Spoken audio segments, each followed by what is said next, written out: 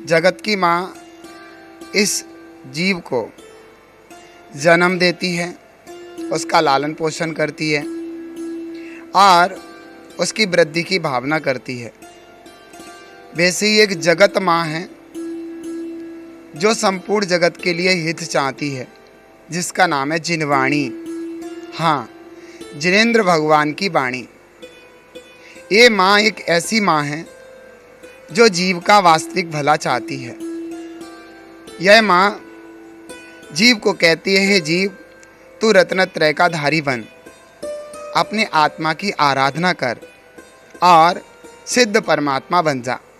पंचम काल में इस दिन माँ जिनवाणी का जो अध्ययन चल रहा था, जो लेखन क्रिया चल रही थी, वो पूर्ण हुई थी।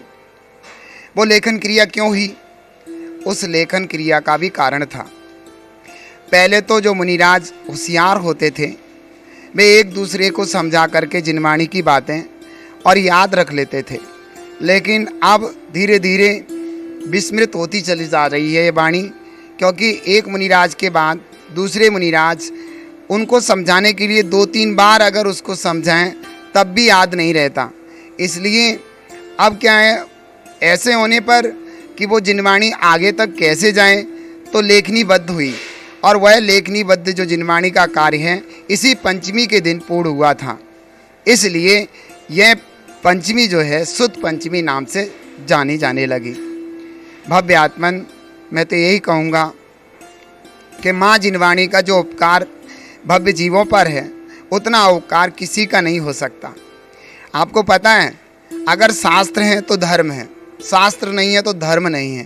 तो हमें कैसे पता चलेगा हमारा धर्म क्या कहता है, मुनिराजों को चर्या कैसे पालन करना चाहिए, मुनिराजों को किस तरीके से अपने आत्मा की आराधना करना चाहिए, आत्मा का स्वरूप क्या है, तत्व का वास्तविक स्वरूप क्या है, ये सब कुछ जानकारी हमें बिना शास्त्रों के नहीं होती।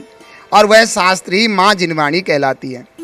हमने आपको बताया था कि जगत की माँ जिस तरीके से इस जीव को लालन पोषण करती है, उसी तरीके से माँ जिनवाणी इस जीव को आध्यात्मिकता की ओर ले जाती है, इस जीव को वास्तविक चर्या कराना सिखाती है, अपने आप में आने को सिखाती है।